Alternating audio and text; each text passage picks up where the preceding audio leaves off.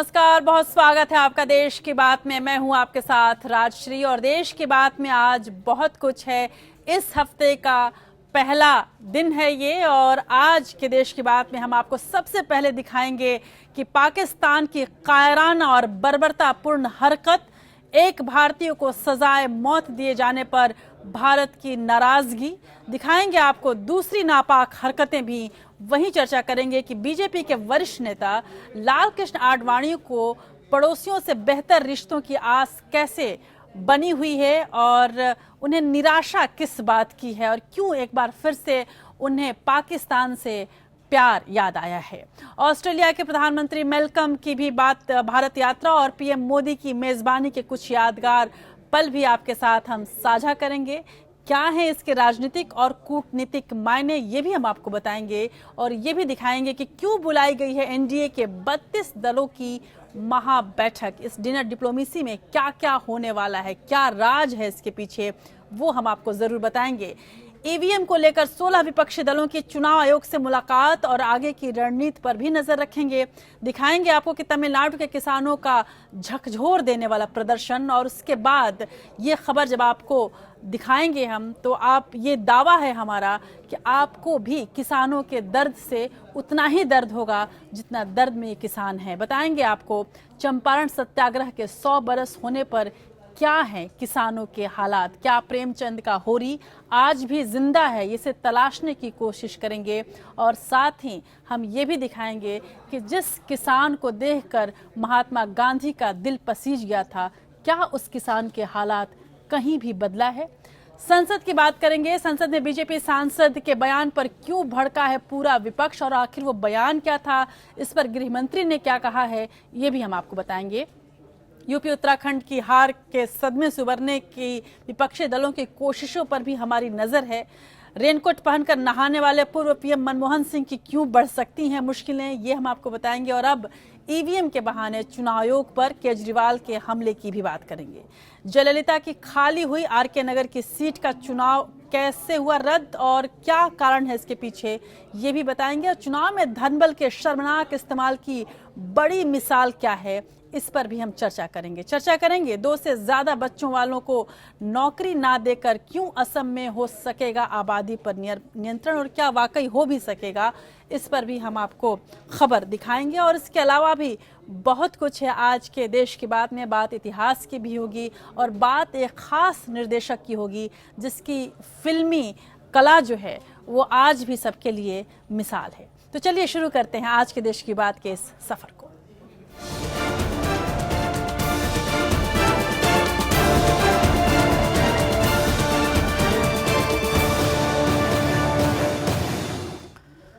पाकिस्तान की जेल में बंद भारतीय कुलभूषण जाधव को पाकिस्तान ने मौत की सजा सुनाई है। पाकिस्तान की एक और कायराना हरकत है ये।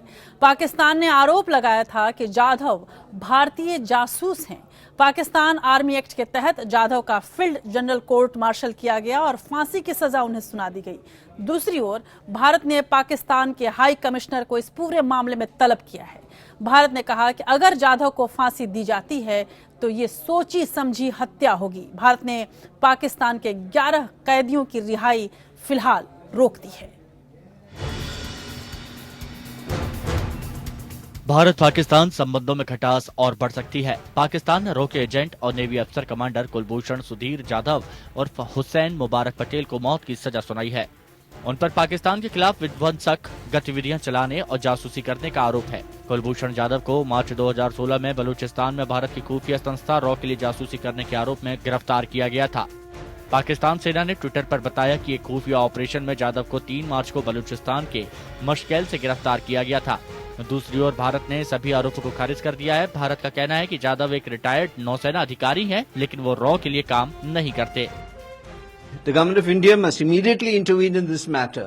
A civilian from India cannot be hanged by the establishment in Pakistan. इनको पकड़ा तो काफी देर पहले था, लेकिन इस समय ये क्यों हो रहा है, ये पाकिस्तान से जरूर पूछना चाहिए कि भाई आप तो दोस्ती की बात कर रहे हैं, आप तो बातचीत की बात कर रहे हैं, फिर इस तरह का रिएक्शन क्यों। खटास तो हो ही गई है, पहले भी थी, अब जरा बढ़ जाएगी। जाधव पर पाकिस्तान आर्मी एक्ट के फील्ड जनरल कोर्ट मार्शल के जरिए मुकदमा चलाया गया और मौत की सजा सुनाई गई। इस सजा को पाकिस्तानी आर्मी चीफ जनरल कमर अहमद बाजवा ने सही बताया है। पाकिस्तान का दावा है कि जाधव पर लगे सभी आरोप साबित हुए हैं। इस्लामाबाद ने यह भी कहा कि कुलभूषण जाधव ने मजिस्ट्रेट और कोर्ट के सामने कबूल किया कि रॉ ने उन्हें विध्वंसक और जासूसी गतिविधियों की योजना बनाने और उन्हें क्रियान्वित करने की जिम्मेदारी सौंपी थी। मौत की सजा दी गई है पाकिस्तान अभी पूरी चीज का जांच होने तो उसके बाद बात करें। वहां के कोर्ट मार्शल के तहत कैसे ट्राई किया गया, क्योंकि कोर्ट मार्शल के तहत उन्हीं लोगों को ट्राई किया जाता है जो कि उस फौज की आर्मी एक्ट के अंदर आते हों। कुलभूषण यादव पाकिस्तान आर्मी एक्ट 1952 के नीचे नहीं आता है, तो उसको कैसे ट्राई किया गया है, ये बहुत ही एक हैरानगी वाली बात है। पिछले साल पाकिस्तानी सेना ने भी जाधव का इकबालिया बयान जारी किया था, जिसमें कथित रूप से कहा गया था कि जाधव भारतीय नौसेना के सेवारत अधिकारी हैं।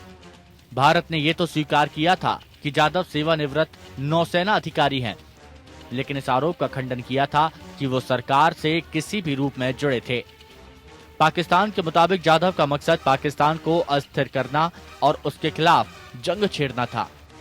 बलूचिस्तान और कराची में शांति बहाल करने की कोशिशों में बाधा पहुंचाकर ये काम किया गया। आरोपी को बचाव के लिए कानूनी प्रावधानों के मुताबिक अफसर मुहैया कराया गया था। Bureau report, APN।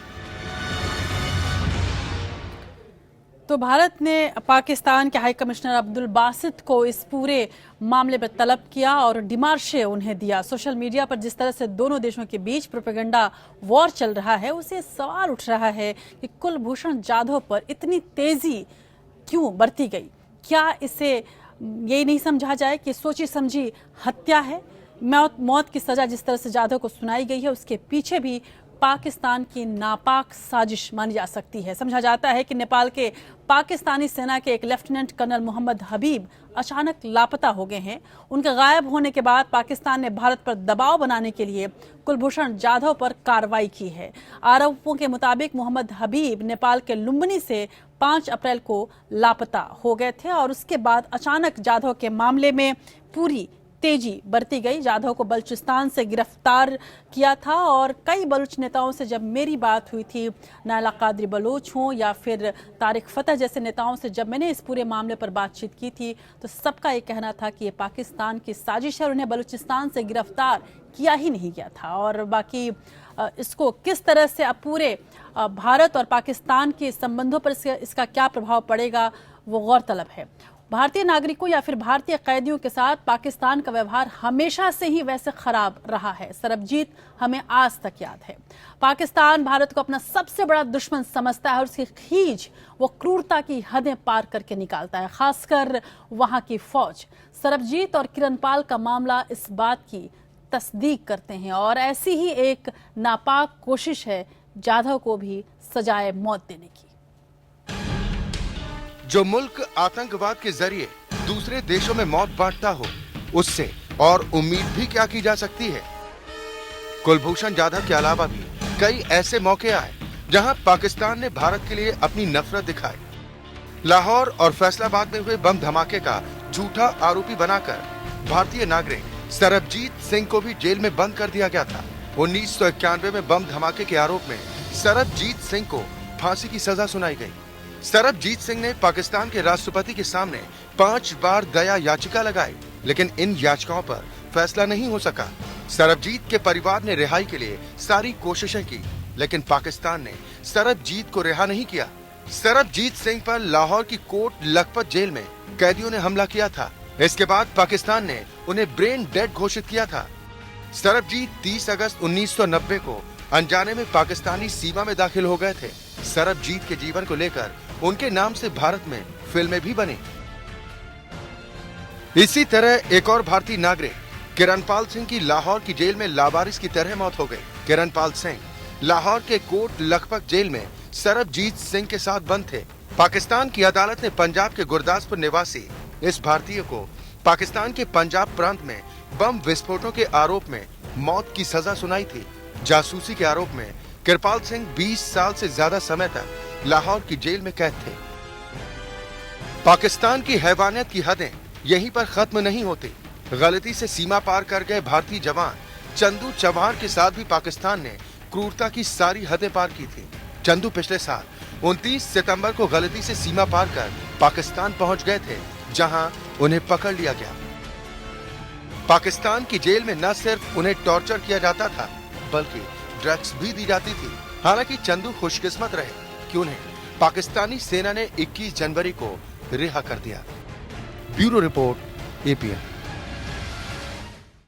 लेकिन इसी बीच एक विरोधाभास भी दिखा आज भारत में। बीजेपी के वरिष्ठ नेता लालकृष्ण आडवाणी का पाकिस्तान के प्रति प्रेम एक बार फिर से जाग उठा।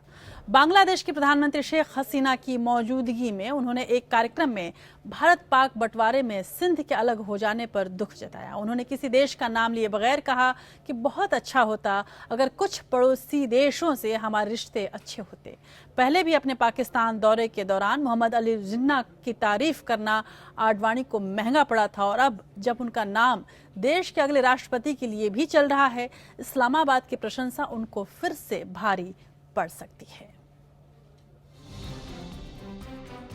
लालकृष्ण आडवाणी को मोहम्मद अली जिन्ना की तारीफ बड़ी महंगी पड़ी थी। जिन्ना की मजार पर मांगी गई दुआ आज तक कबूल नहीं हुई, लेकिन अब उनके समर्थक उन्हें राष्ट्रपति बनाने की दुआएं कर रहे हैं। ऐसे में सिंध के बहाने उन्होंने हमदर्दी जताते हुए पाकिस्तान से बेहतर रिश्तों की ख्वाहिश का इजहार कर दिया।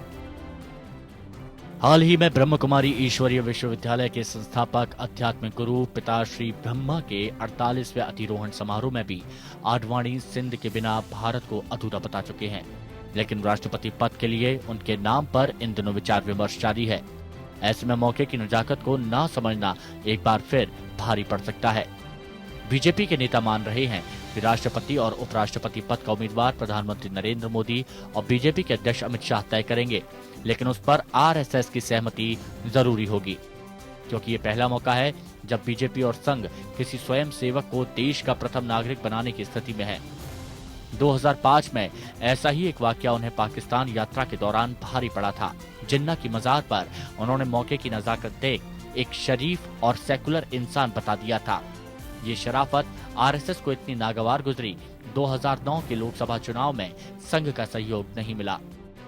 2014 में उन्हें दरकिनार कर तख्तोताज उनके शागिर्द के नाम कर दिया। अटल बिहारी वाजपेयी के नेतृत्व के दौरान आडवाणी की छवि लौह पुरुष की थी।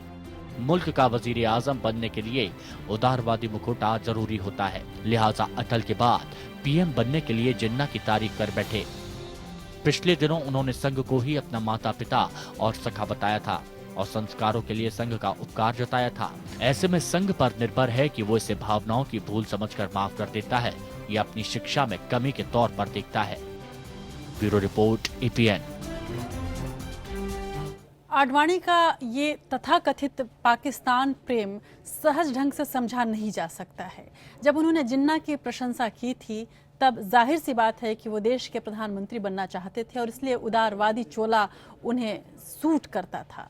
लेकिन सिंध प्रेम आडवाणी के लिए नया नहीं है। लालकृष्ण आडवाणी ने सिंध के ही वो रहने वाले हैं और इसलिए सिंध से उनका विशेष प्रेम है। उन्होंने राष्ट्रीय स्वयंसेवक संघ के लिए बरसों तक काम किया है। उनका सिंध के लिए ये लगाव ही है कि वो अक्सर सिंध को लेकर भावुक हो जाते हैं। अब इसे पाकिस्तान के प्रति प्यार कहा जाए या फिर सिंध के प्रति, ये सोचना होगा।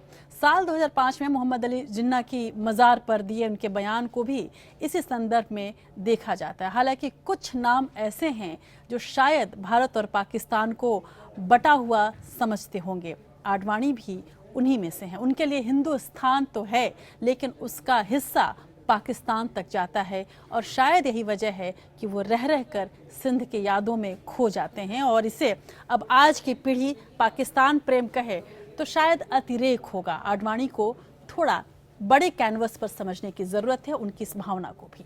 चलिए दूसरी खबर की ओर बढ़ते हैं। पाकिस्तान और चीन भले ही हर मौके पर भारत को नीचा दिखाने का कोई मौका नहीं छोड़ते, लेकिन विश्व में भारत का दबदबा और लोकप्रियता लगातार बढ़ रहा है। 4 दिवसीय दौरे पर भारत आए ऑस्ट्रेलिया के प्रधानमंत्री मैल्कम टर्नबुल और प्रधानमंत्री नरेंद्र मोदी ने दोनों देशों के बीच 6 समझौतों पर दस्तखत किए हैं। इन समझौतों के आतंकवाद और संगठित अपराध के खिलाफ आपसी सहयोग का करार भी शामिल है। पीएम मोदी ने कहा कि आपसी सहयोग से दोनों देशों के रिश्ते और भी गहरे होंगे। सबसे बड़ी बात यह है कि कभी देश की नाभिकीय संयंत्रों के लिए ईंधन की मुखालफत कर रहे ऑस्ट्रेलिया से पिछले 3 सालों में बेहतर हुए रिश्तों को पीएम मोदी की निजी कामयाबी के रूप में भी देखा जा रहा है।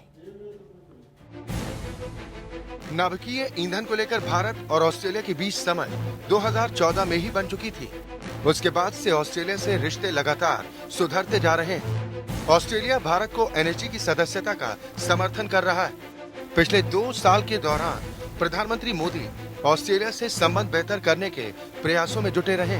2015 में G20 सम्मेलन के मौके पर अंताल्या में और फिर पिछले साल होंगझोउ में ब्रिक्स समिट के दौरान प्रधानमंत्री मोदी और मैल्कम टर्नबुल की मुलाकात हो चुकी है। रिश्तों में आई गर्माहट के बाद दोनों देशों के बीच आतंकवाद से निपटने में सहयोग बढ़ाने समेत कुल 6 समझौतों पर हस्ताक्षर हुए। इस मौके पर प्रधानमंत्री मोदी ने टर्नबुल को दोनों देशों के संबंधों में सुधार लाने के लिए विराट कोहली और ऑस्ट्रेलियाई कप्तान स्टीव स्मिथ की मिसाल दी।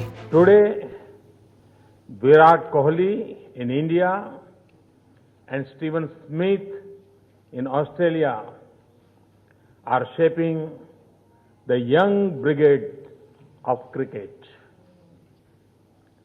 I hope your visit to India is as productive as it has been for Steven Smith batting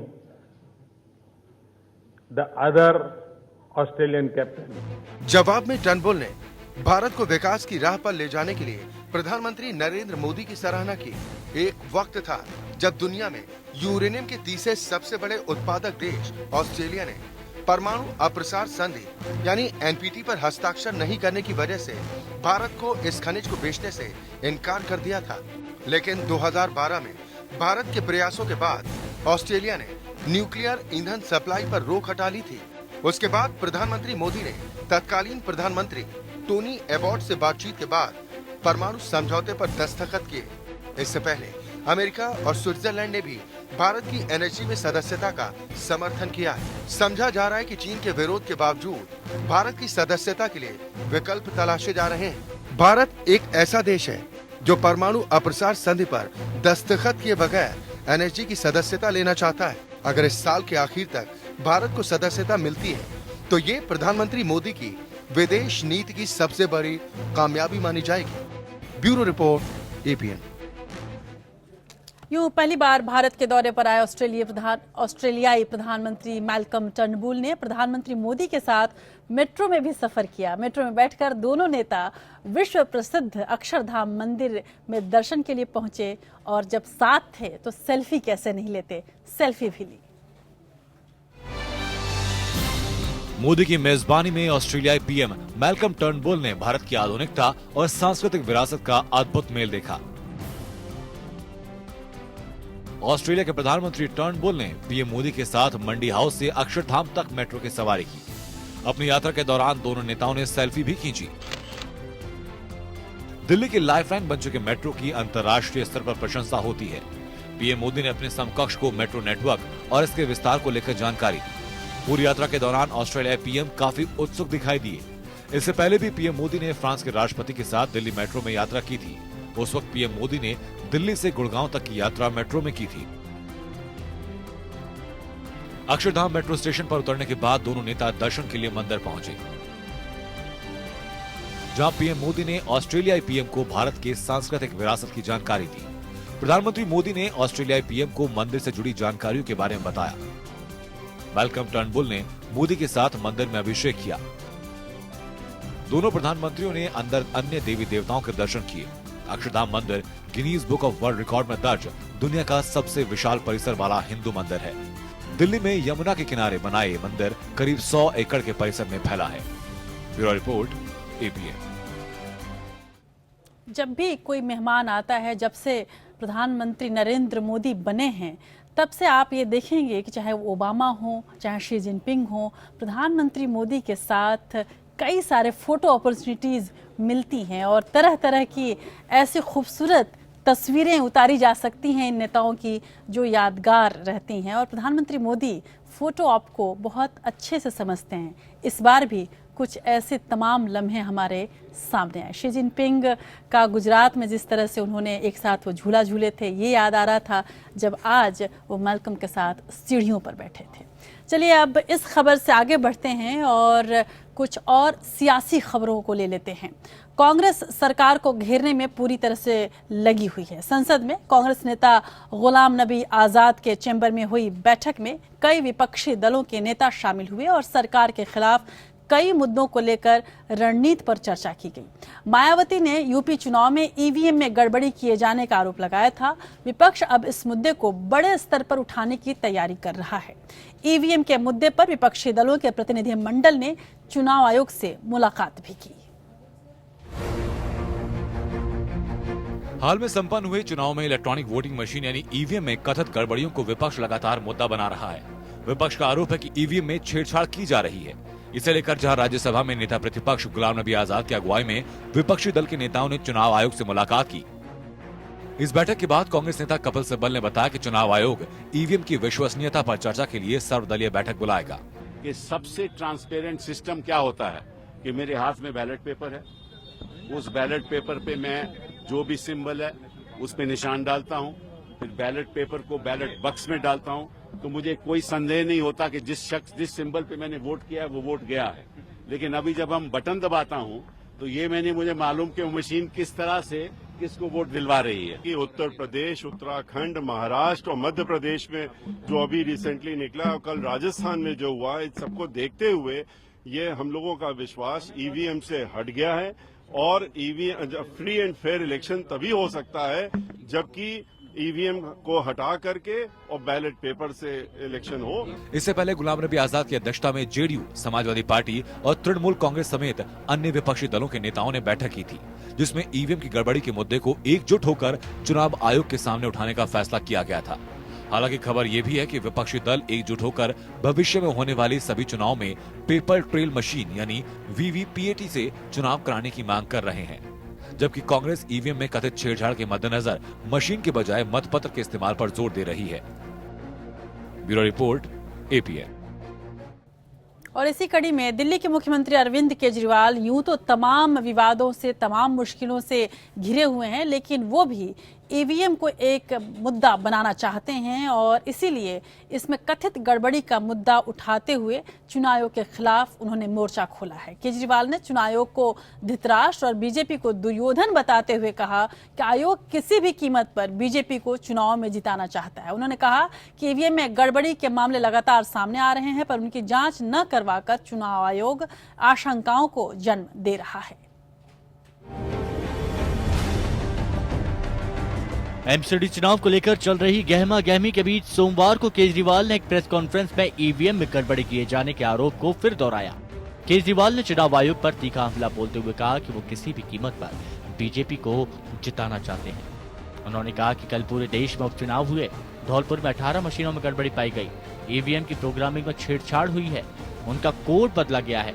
किसने बदला, कब बदला और क्यों बदला गया? अब शक हो रहा है कि चुनाव आयोग जांच क्यों नहीं करवा रहा। दिल्ली के सीएम ने आगे कहा कि एक विधानसभा में करीब 200 बूथ होते हैं, इनमें 18 ईवीएम खराब हैं तो 10% गड़बड़ है। भिंड की मशीन पर चुनाव आयोग ने क्लीन चिट दे दी, इसकी जांच क्यों नहीं कराई जा रही? अब बटन किसी का भी दबाओ, वोट बीजेपी को मिल रहा है। वीवीपैट मशीनें नहीं होंगी तो गड़बड़ी फैलेगी। केजरीवाल ने आरोप लगाते हुए कहा कि चुनाव आयोग का मकसद चुनाव कराना नहीं बल्कि चुनाव का नाटक कर बीजेपी को सत्ता में पहुंचाना है। केजरीवाल ने कहा है कि वो भी इंजीनियर हैं और आईआईटी से पढ़े हुए हैं। ये मशीन की गड़बड़ी नहीं, छेड़छाड़ है। मुख्यमंत्री ने दिल्ली के एमसीडी चुनाव के लिए राजस्थान से ईवीएम मंगाए जाने के फैसले पर भी सवाल खड़े किए। उन्होंने दावा किया कि राजस्थान से 5000 बैलेट यूनिट और 8000 कंट्रोल यूनिट मंगाए जा रहे हैं। उन्होंने राजस्थान की सारी मशीनें गड़बड़ होने का दावा भी किया। उन्होंने कहा कि जनतंत्र के साथ चुनाव आयोग और बीजेपी जो खिलवाड़ कर रही है उससे जनता बर्दाश्त नहीं करेगी। Bureau report, APN. तो एक तरफ कांग्रेस ने मोदी सरकार और बीजेपी के खिलाफ विपक्षी एकता को मजबूत करने के मकसद से कई विपक्षी दलों के साथ बैठक की है, तो दूसरी ओर बीजेपी भी इसकी रणनीति बनाने में लगी हुई है।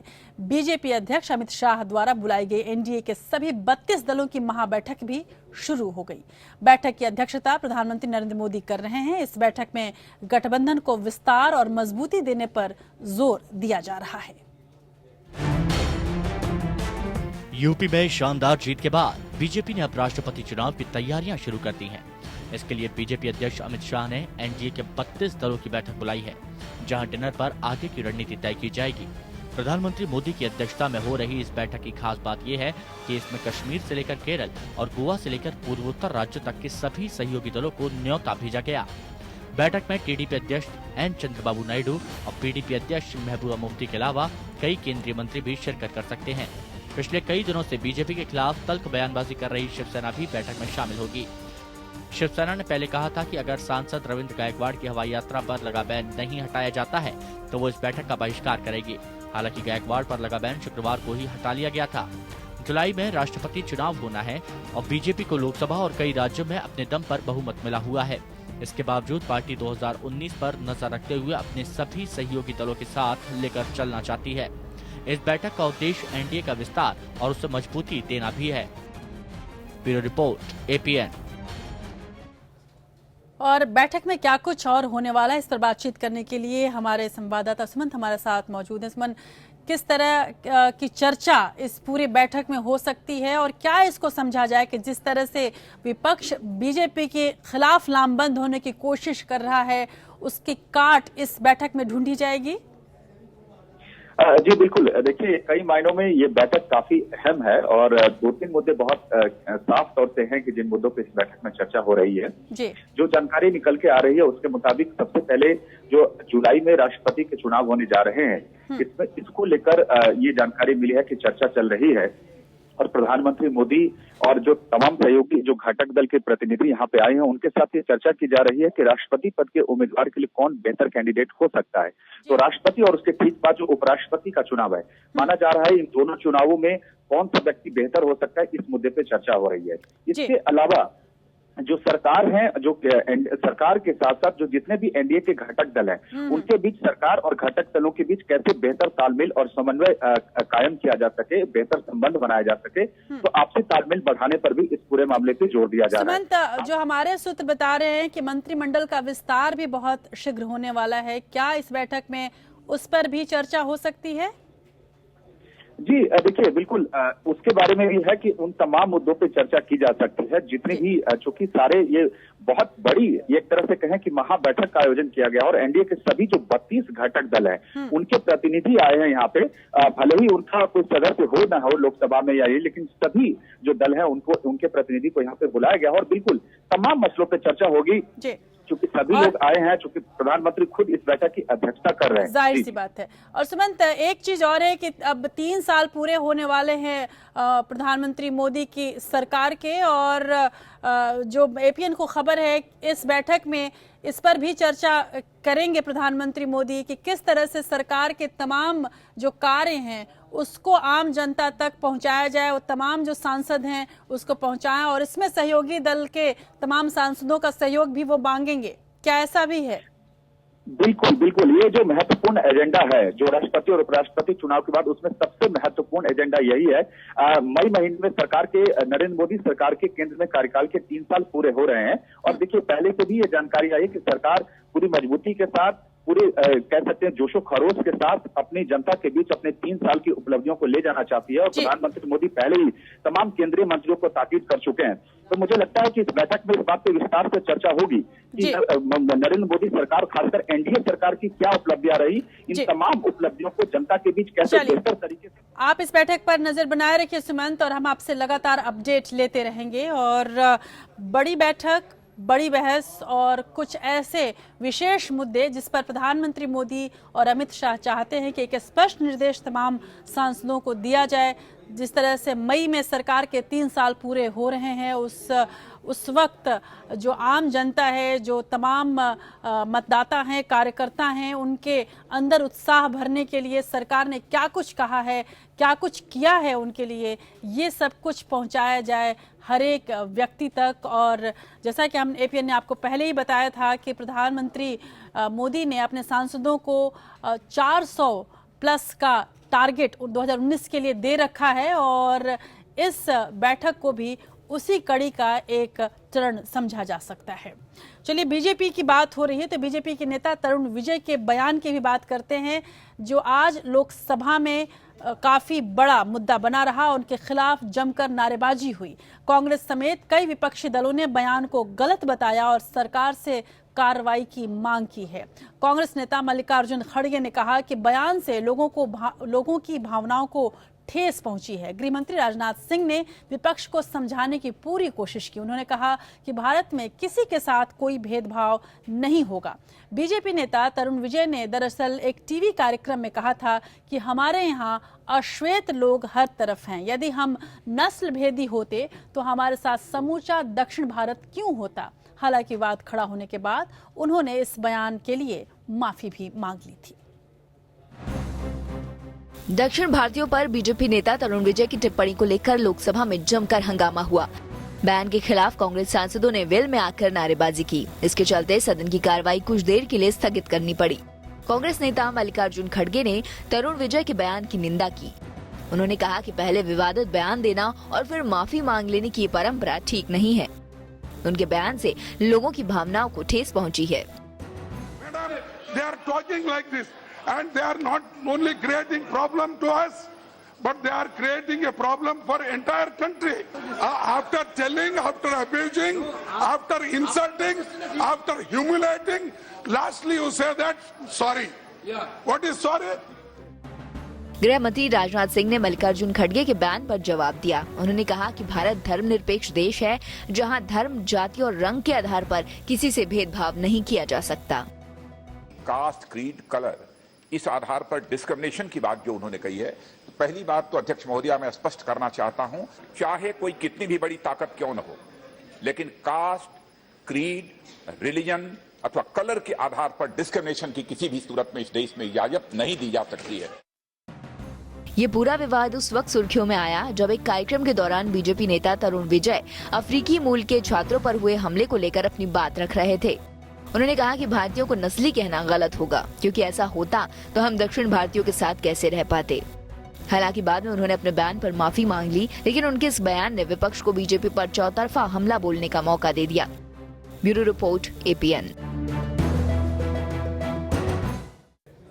तो यदि बीजेपी के तरुण विजय के बयान के लिए बीजेपी को कटघरे में खड़ा किया गया तो कांग्रेस की मुश्किलें भी अब बढ़ सकती हैं। कॉमनवेल्थ गेम्स घोटाले की पूर्व प्रधानमंत्री मनमोहन सिंह पर भी आंच आ सकती है।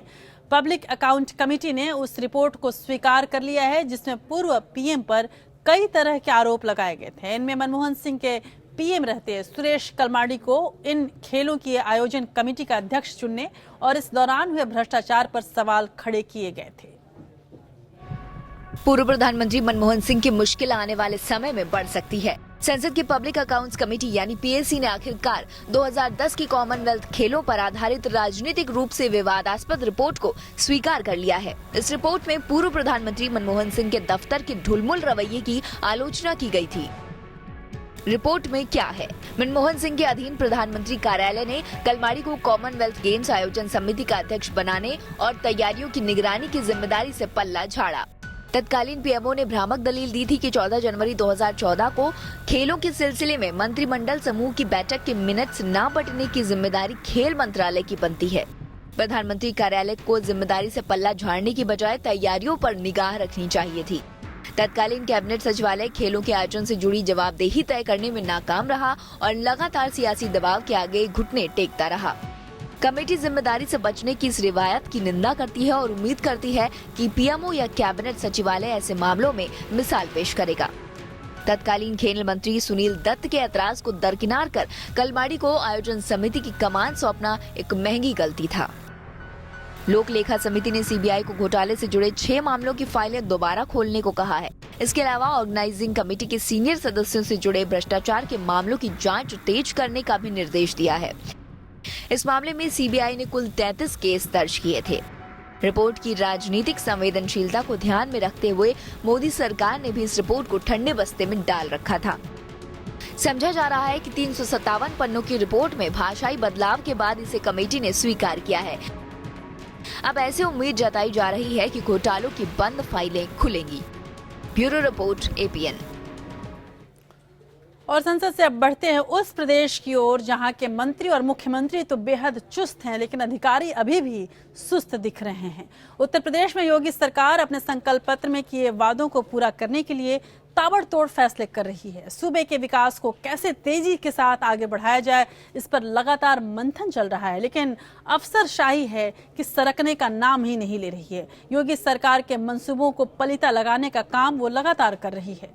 सरकार के निर्देशों का पालन करने को लेकर नौकरशाही में कोई डर जैसे है ही नहीं। सूबे के कृषि मंत्री सूर्य प्रताप शाही ने जब दफ्तर का औचक निरीक्षण किया तो ज्यादातर अधिकारी अपनी सीट से गायब दिखे। वहीं अल्पसंख्यक मामलों के मंत्री मोहसिन रजा भी अधिकारियों कर्मचारियों की इस लापरवाही के गवाह बने।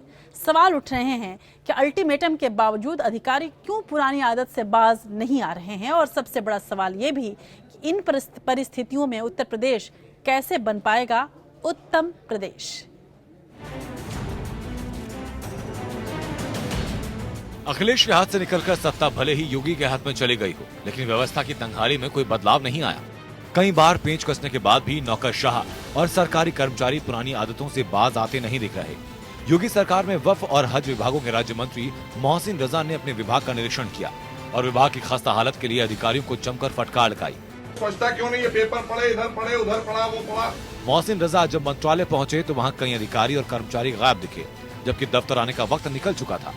मोहसिन रजा ने कहा कि सत्ता बदलने के बाद भी अधिकारियों और कर्मचारियों के अंदर कोई डर नहीं है। अनसीरियसनेस कितनी है कि योगी जी बार बार सब जगह सारे मंत्री जा रहे हैं, निरीक्षण कर रहे हैं, औचक निरीक्षण भी कर रहे हैं। हम भी उसी श्रेणी में गए थे। इनको इस बात का भी डर नहीं था कि कभी भी दौरा हो सकता है, तो ये भयभीत नहीं है। ये तो जनता को लूट कर बैठे हैं और जनता को और लूटना चाहते हैं। देरी से दफ्तर पहुंचने वाले अधिकारियों कर्मचारियों पर योगी सरकार लगातार शिकंजा कसने की कोशिश कर रही है। कृषि मंत्री सूर्य प्रताप शाही जब अचानक निरीक्षण के लिए कृषि भवन पहुंचे तो कई कर्मचारी दफ्तर से गायब थे और फाइलें इधर उधर बिखरी हुई थी। कृषि मंत्री ने देरी से पहुंचने वाले अधिकारियों का 1 दिन का वेतन काटने का आदेश दिया। लापरवाही का मसला है और मैं इस स्थिति से संतुष्ट नहीं हूं। जितने रेशियो में लोग अनुपस्थित हैं ये बहुत ही चिंताजनक है। अधिकारी स्तर पर जो लोग हैं वेतन काटने के साथ उनको एक चेतावनी दी जाएगी।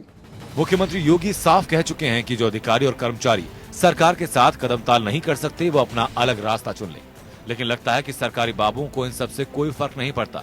दरअसल कर्मचारियों के मनमाने रवैये का दर्द अकेले एक विभाग का नहीं। यूपी में नौकरशाही का मिजाज कुछ ऐसा है कि एक की देखा देखी तमाम दूसरे दफ्तर भी उसी के ढर्रे पर चलते दिखाई दे रहे हैं। सभी दफ्तरों में लचर कामकाज और लेट लतीफी का आलम एक जैसा है। Bureau report, APN। Cash for vote के चलते तमिलनाडु की सीएम रही जयललिता के निधन से खाली हुई राधा कृष्ण नगर सीट पर होने वाला उपचुनाव रद्द कर दिया गया है। चुनाव आयोग ने यह फैसला किया। आयोग को इस चुनाव में धन बल के इस्तेमाल की शिकायतें लगातार मिल रही थीं। वोटरों को पैसे बांटने के आरोपों के बाद चुनाव आयोग ने जयललिता के निधन से खाली हुई RK नगर विधानसभा सीट पर उपचुनाव रद्द कर दिया। चुनाव आयोग ने 11 पेज के आदेश में कहा कि आचार संहिता, चुनाव खर्च, अघोषित संपत्ति के सबूत, चुनाव में बेहिसाब धन का इस्तेमाल और राजनीतिक दलों के नेताओं के ठिकानों से बड़ी तादाद में नकदी की बरामदगी जैसे हालात को देखते हुए ऐसा नहीं लगता कि फिलहाल स्वतंत्र और निष्पक्ष चुनाव हो सकेंगे। हर एक वोटर को 4,500 रुपये दिया जा रहा था। तो अच्छा हुआ कि ये पकड़े गए हैं और election commission, income tax department red किए थे काफी लोगों के घरों को। We have proved to the world that we are in a world's largest, biggest democracy.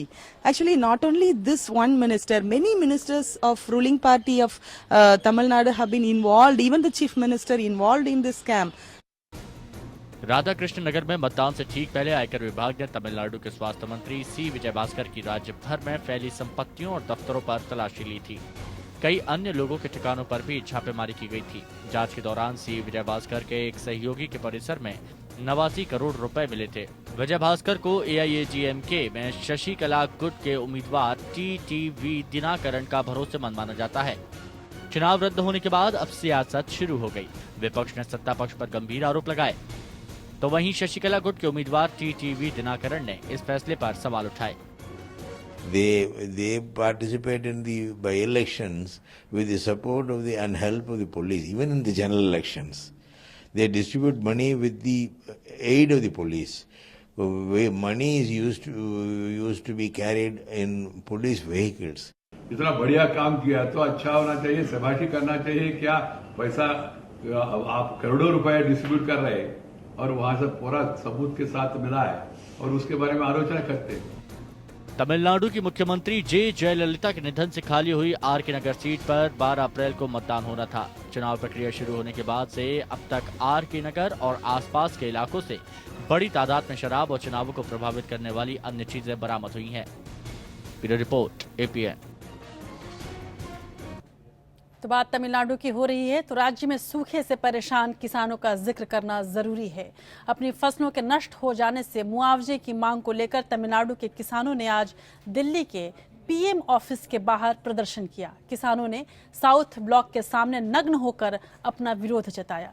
यही PM का ऑफिस भी है। पिछले कुछ दिनों से किसान विरोध के अलग अलग तरीके अपना रहे हैं। कांग्रेस उपाध्यक्ष राहुल गांधी किसानों से मुलाकात कर चुके हैं। तमिलनाडु में सूखे की मार और कर्ज में दबे 100 किसान जंतर मंतर पर पिछले कई दिनों से लगातार प्रदर्शन कर रहे हैं। किसानों की मांग है कि सूखे की वजह से हुए नुकसान के लिए सरकार उन्हें मुआवजा दे और उनका कर्ज माफ किया जाए।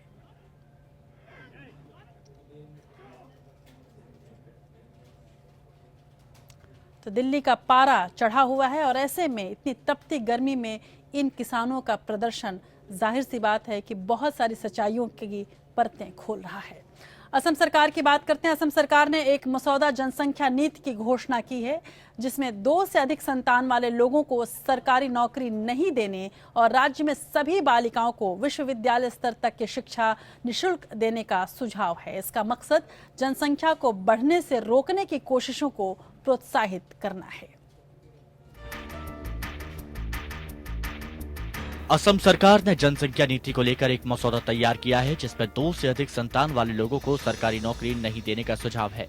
इस शर्त को पूरा करने के बाद नौकरी पाने वाले किसी व्यक्ति को अपने सेवाकाल के अंत तक इसे लागू रखना होगा। हमारे संसाधन सीमित हैं और असम सरकार दूरगामी सोच के तहत अभी तो पब्लिक डोमेन में दिया है कि असम का ये कदम देश में भी जरूरत है एक जनसंख्या नियंत्रण कानून। ये तो कह रहे हैं ना सबका विकास, लेकिन अब क्या होगा 2 बच्चे के साथ जिसका 3 बच्चा होगा उसको बाद में बोलेगा हॉस्पिटल में दवाई नहीं मिलेगा। ये गलत सोच है। जैसे RSS का जो ट्रेनिंग है उसका ये रिफ्लेक्शन है। जनसंख्या पर नियंत्रण के लिए सरकार का सुझाव है कि ट्रैक्टर देने, आवास उपलब्ध कराने और अन्य ऐसी लाभकारी सरकारी योजनाओं के लिए भी 2 संतानें वाली नीति लागू हो। साथ ही राज्य ने सभी बालिकाओं को विश्वविद्यालय स्तर तक की शिक्षा निःशुल्क देने का सुझाव दिया है। कानून तो कई सालों से जारी है। छोटे लोकल बॉडी इलेक्शंस में भी इसको लागू किया जाता है। ये कर रहे हैं सरकार। अब देखा जाएगा कि पब्लिक कितना इसको अपनाएगी और क्या माना जाएगा। भारत में बढ़ती जनसंख्या को लेकर कई कदम उठाए गए, लेकिन चीन की तरह इस पर कोई सख्त निर्णय नहीं लिया जा सका है। असम में इसे लेकर सख्त कानून बनाने की बात चल रही है जिसे जनसंख्या नियंत्रण की दिशा में शुरुआती ठोस कदम कहा जा सकता है। Bureau report APN। अब एक नजर न्यायपालिका से जुड़ी हुई कुछ प्रमुख खबरों पर। 23 साल पुराने मामले में उत्तर प्रदेश सरकार के पूर्व राज्य मंत्री रामकरण आर्या को हत्या के मामले में बस्ती की जिला अदालत ने उम्र कैद की सजा सुनाई है। यह वारदात 1994 में हुई थी जब तत्कालीन कांग्रेस नेता और अब बीजेपी सांसद जगदम्बिका पाल के भतीजे शंभू पाल की सरेआम गोली मारकर हत्या कर दी गई थी। इस मामले में पुलिस ने रामकरण आर्य समेत 10 लोगों को आरोपी बनाया था। जिला अदालत ने 8 लोगों को बरी कर दिया है जबकि एक आरोपी की सुनवाई के दौरान मौत हो गई। जिला जज बस्ती अनिल कुमार पुंडीर ने आजीवन कारावास की सजा इन्हें सुनाई है।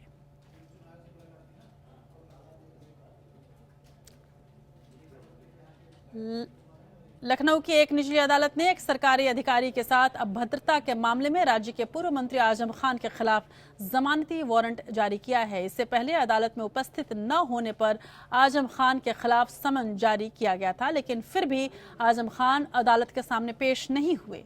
कोर्ट ने कहा कि इस मामले में समन तामील करवाए जाने के पर्याप्त प्रयास किए जा चुके हैं, इसलिए आजम खान के विरुद्ध 10,000 रुपए के निजी मुचलके पर जमानती वारंट जारी किया जाए। इस मामले में 29 नवंबर 2015 को रामपुर में आईपीएस अधिकारी अमिताभ ठाकुर के लिए अभद्र शब्दों का प्रयोग किया गया था। कोर्ट ने 13 दिसंबर 2016 के आदेश में अमिताभ ठाकुर और राष्ट्रीय स्वयंसेवक संघ पर आजम खान की टिप्पणी को मानहानिपूर्ण, अपमानजनक और अफवाह फैलाने वाला करार देने वाले आरोपों को पहली नजर में सही पाया था और उनके खिलाफ समन जारी किया था। सुनवाई की अगली तारीख 10 मई को है। कुछ विश्व की खबरें ले लेते हैं। सीरिया में केमिकल हमले के बाद दुनिया की दो महाशक्तियां फिर आमने सामने हैं। सीरिया की असद सरकार के बचाव के लिए रूस ने अपना एक जंगी पोत भी सीरिया भेज दिया है। वहीं अमेरिका के विदेश मंत्री रेक्स टिलरसन ने सीरिया में विद्रोही ठिकानों पर हुए रासायनिक हमले के लिए रूस को ही जिम्मेदार ठहराया है। उन्होंने कहा कि रूस इस बात पर सहमत हुआ था कि वह आश्वस्त करेगा कि सीरिया के रासायनिक हथियारों का जखीरा खत्म हो जाए, लेकिन ऐसा नहीं हुआ। दुनिया की इन दो बड़ी शक्तियों के आमने सामने आ जाने के बाद ये कयास लग रहे हैं कि क्या हम तीसरे विश्व युद्ध के मुहाने पर हैं या फिर एक बार फिर से पूरे विश्व में वर्चस्व की लड़ाई देखने को मिलेगी। सीरिया में जब 6 साल पहले विद्रोह शुरू हुए, तभी से अमेरिका सीरियाई राष्ट्रपति बशर अल असद के विरोधी समूहों के पक्ष में खड़ा हो गया। अरब का मामला है तो उसके पक्ष में सबसे पहले खड़ा दिखता है इजराइल। इसके अलावा नेटो के सहयोगी देश ब्रिटेन, फ्रांस, जर्मनी समेत कई देश अमेरिका के साथ हर अंतर्राष्ट्रीय मामले पर साथ दिखते हैं। तो वहीं सीरिया का पड़ोसी देश तुर्की पहले ही अमेरिका के साथ है। सीरिया बॉर्डर पर रूसी विमान के मार गिराने के चलते रूस के तुर्की का तनाव पहले से ही बढ़ा हुआ है। अमेरिका के सहयोगी ग्रुप 7 के सदस्य देशों के विदेश मंत्री इटली में मुलाकात कर रहे हैं। इस बैठक में इस बात पर चर्चा की जाएगी कि रूसी सरकार पर सीरियाई राष्ट्रपति से दूरी बनाने का दबाव किस तरह बनाया जाए। अमेरिका की तरह सुन्नी बहुल खाड़ी देश सऊदी अरब भी किसी भी कीमत पर असद को हटाने पर अड़ा है। 2013 में जब असद पर रासायनिक हथियारों के इस्तेमाल का आरोप लगा था, तब सऊदी अरब चाहता था कि अमेरिका हस्तक्षेप करे। अमेरिका द्वारा ऐसा न करने पर सऊदी अरब नाराज था। हालांकि अब ये देश अमेरिका के नेतृत्व में ISIS के खिलाफ अभियान में शामिल है। दूसरी ओर रूस, ईरान और सीरिया की सरकार अगले अमेरिकी हवाई हमले की स्थिति में जवाब देने की मुद्रा में दिख रही है। अमेरिका बीते हफ्ते सीरिया के एयरबेस पर हमला कर चुका है। अमेरिकी राष्ट्रपति डोनाल्ड ट्रंप अपने एक भाषण में सीरिया राष्ट्रपति को तानाशाह तक कह चुके हैं। सीरियाई सरकार के मुख्य सैन्य सहयोगी रूस ने इन हमलों को अंतर्राष्ट्रीय मानदंडों का उल्लंघन करने वाली और मनगढ़ंत आधार पर की गई आक्रामक कार्रवाई बताया। पूरे मामले पर चीन की स्थिति स्पष्ट नहीं है। हालांकि चीनी सरकार ने सीरिया में बिगड़ते हालात पर चिंता जताई है। चीनी विदेश मंत्रालय के प्रवक्ता ने कहा कि किसी देश, संस्था, व्यक्ति की तरफ से किसी भी हालत में रासायनिक हथियारों के इस्तेमाल का चीन विरोध करता है, लेकिन सबसे जरूरी है कि सीरिया की हालत को और ना बिगड़ने दिया जाए। भारत ने सीरिया मामले पर कोई स्पष्ट रुख तो नहीं दिखाया, क्योंकि अमेरिका के साथ भी भारत के अच्छे रिश्ते हैं और रूस सबसे अहम सहयोगी है। तो वहीं सीरिया के साथ भी भारत के परंपरागत संबंध रहे हैं। हालांकि भारत ने सीरिया, लीबिया जैसे देशों में अपने नागरिकों के जाने पर ट्रैवल एडवाइजरी जारी की। भारत अमेरिका और सोवियत संघ के बीच शीत युद्ध के काल में भी तटस्थता की नीति को अपनाता रहा और किसी भी गुट में शामिल नहीं हुआ। Bureau report, APN। आज चंपारण सत्याग्रह के 100 बरस पूरे होने पर राष्ट्रीय स्तर पर कई कार्यक्रमों का आयोजन हुआ। बिहार सरकार तो 10 दिन का जश्न मना रही है। महात्मा गांधी ने चंपारण सत्याग्रह के माध्यम से देश की जनता को सत्य के संघर्ष के लिए अहिंसा नाम का हथियार इसी धरती पर थमाया था। उन्होंने इसी हथियार से ब्रिटिश निलहों के 18वीं सदी से चली आ रही दमनकारी नीतियों को खत्म कर दिया था। यहीं से मोहनदास करमचंद गांधी महात्मा बने और बने देश के बापू। आइए नजर डालते हैं चंपारण के इस इतिहास पर, जिसने देश के स्वतंत्रता आंदोलन को राष्ट्रीय स्तर पर तेजी दी। पर गौरतलब है कि जब आप ये रिपोर्ट देखें तो ये भी जरूर सोचें कि तब से लेकर 100 सालों में क्या हमारे देश के विभिन्न किसानों की, उस तबके की जो अंतिम व्यक्ति कहलाता है, उसकी स्थिति सुधरी है या नहीं। यदि नहीं, और ये आपका दिल मानता है कि स्थिति नहीं सुधरी, तो आज से ही इस बात का वचन लीजिए कि कुछ न कुछ आप इनके लिए भी जरूर करेंगे।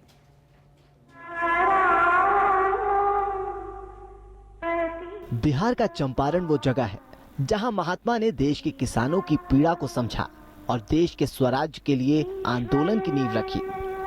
नीले ब्रिटिशर्स यहाँ के किसानों को हर बीघे में 3 कट्टे जमीन पे नील की खेती करने के लिए मजबूर करते थे और औने पौने दामों में खरीदते थे। इसे 3 कठिया प्रथा कहा जाता था। ऐसी ही आसामीवार और जिरात प्रथा शोषण का दूसरा नाम थी। यहाँ नील की 70 से ज्यादा फैक्ट्रियां तैयार की गई थी, जहां नील तैयार कर ब्रिटेन भेजा जाता था। जबरिया नील की खेती करने के अलावा किसानों से मड़वन, फगुआही, दशहरी, सट्टा, सिंगराहट, धोड़ावन, लटियावन, शरहवेशी, दस्तूरी, तवान, खुश्की समेत करीब 46 प्रकार के अवैध कर वसूले जाते थे। कर वसूली की विधि भी बर्बर और अमानवीय थी। नील की खेती से भूमि बंजर होने का एक अलग भय था। इस जिले के 2220 गांव में से 1938 गांव में अंग्रेज नील की खेती करवाते थे। 1867 से किसानों ने प्रतिरोध शुरू कर दिया था, लेकिन उसका बर्बरता से दमन कर दिया गया। इस शोषण के खिलाफ आवाज उठी। शेख गुलाब और शीतल राय इस विद्रोह के नायक थे।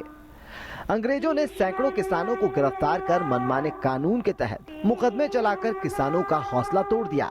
विद्रोह को दबाने के लिए अंग्रेज पुलिस अफसर के मातहत एक बड़ी टुकड़ी की तैनाती की गई और उसका खर्च भी भूख और गरीबी से जूझ रहे किसानों से वसूला गया। ऐसे में इन किसानों के आंदोलन को एकजुट करने में लगे राजकुमार शुक्ल को पत्रकार और स्वतंत्रता सेनानी गणेश शंकर विद्यार्थी ने मोहनदास करमचंद गांधी को बुलाने की सलाह दी। राजकुमार शुक्ल गांधी जी के शोषण के बर्बर तंत्र को दिखाने के लिए 4 दिन के लिए चंपारण लाने में कामयाब रहे। 10 अप्रैल 1917 को चंपारण की धरती पर मोहनदास करमचंद गांधी ने कदम रखा। चंपारण पहुंचने से पहले ही अंग्रेज प्रशासन रोड़े अटकाने लगा, जिसने गांधी जी को और दृढ़ कर दिया और अब वो साल भर के लिए चंपारण के होकर रह गए। यही ब्रिटिश दमनकारी नीतियों के खिलाफ ऐतिहासिक मुकदमा लड़ा गया। 18 अप्रैल को मोतिहारी कोर्ट में उन पर धारा 144 के उल्लंघन का मुकदमा चला, जो ऐतिहासिक मुकदमा था। गांधी कहते हैं कि उसी मुकदमे में उन्हें सबसे पहले अहिंसा का साक्षात्कार हुआ और सत्याग्रह की शुरुआत हुई। प्रशासन के कहने के बावजूद भी अपनी जमानत नहीं ली। आखिर सरकार को झुकना पड़ा। इस पहली जीत ने गांधी के सत्याग्रह के महत्व को देश भर में फैला दिया। बहरहाल चंपारण का भाग्योदय 100 साल पहले महात्मा के संपर्क से बदला, लेकिन आजादी के बाद जैसे चंपारण ही नहीं, देश भर के किसानों की तकदीर को ग्रहण लग गया। नीले अंग्रेजों के शोषण और दमन से आज के किसानों का हाल बहुत बेहतर नहीं है। कर्ज माफी तो राहत भर है, वो भी तमिलनाडु जैसे राज्यों के किसानों को तब तक नसीब नहीं है जब तक वहाँ चुनाव करीब ना हो। नेता महात्मा का नाम भुनाने के लिए 10 दिन का समारोह कर रहे हैं, लेकिन महात्मा के रास्ते चलना किसी को मंजूर नहीं है। Bureau report, APN।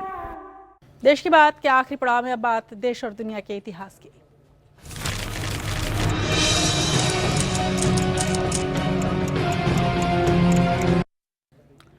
10 अप्रैल 1847 में पुलित्जर पुरस्कारों के प्रणेता अमेरिकी पत्रकार और प्रकाशक जोसेफ पुलित्जर का जन्म हुआ था। 10 अप्रैल 1875 में स्वामी दयानंद सरस्वती ने आर्य समाज की स्थापना की थी। 10 अप्रैल 1912 में दुनिया के सबसे बड़े और आलीशान जहाज टाइटैनिक ने ब्रिटेन के साउथहैम्पटन बंदरगाह से अपनी पहली और आखिरी यात्रा शुरू की। पहली यात्रा में ही जहाज समंदर में डूब गया। टाइटैनिक में सवार महज चंद लोगों को ही बचाया जा सका। 10 अप्रैल 1963 में अमेरिकन नेवी की पनडुब्बी USS थ्रेशर के समुद्र में डूबने से 119 अमेरिकी नाविकों की मौत हो गई थी। 10 अप्रैल 1995 में भारत रत्न से सम्मानित भारत के 5वें प्रधानमंत्री मोरारजी देसाई का निधन हुआ था। और 10 अप्रैल 2010 में पोलैंड वायुसेना का Tu-154M विमान रूस के पास विमान दुर्घटनाग्रस्त हो गया। पोलैंड के राष्ट्रपति लेक समेत इसमें 96 लोग मारे गए थे। 3 तलाक, किसान और निर्देशकों के दर्द को लेकर देश में जारी बहस के बीच आज हम बात करेंगे एक ऐसे निर्माता निर्देशक की जिसने 1958 में ही तलाक नाम की फिल्म बनाई थी। यह निर्देशक थे महेश कौल, जिन्होंने बहुत कम फिल्में बनाई, लेकिन ऐसी फिल्में बनाई जो आज तक हमारे जहन पर तारी हैं। आज उनका जन्मदिन है। कामिनी कदम और राजेंद्र कुमार के इस फिल्म में तलाक के दर्द को उभारा गया था। महेश कौल शुरू में पत्रकार थे और फिल्म जगत में गीतकार और संवाद लेखक के रूप में उन्होंने शुरुआत की। फिर उन्होंने निर्माण और निर्देशन के साथ अभिनय भी किया। उन्होंने जीवन, ज्योति, गोपीनाथ, दीवाना समेत 15 फिल्में निर्देशित की। महेश कौल की सपनों के सौदागर से हेमा मालिनी ने हिंदी फिल्मों में शुरुआत की थी। महेश कौल की तेरे मेरे सपने अपने वक्त की हिट फिल्म थी। वहीं कागज के फूल भी बाद में बेहद हिट हुई, जो कि गुरुदत्त के बेहतरीन कलाकारी और बेहद बड़ी, एक तरह से कहा जाए इसे आप कह सकते हैं आर्ट पीस के रूप में जानी गई। महेश कौल को याद करते हुए देश की बात में आज बस इतना ही। नमस्कार।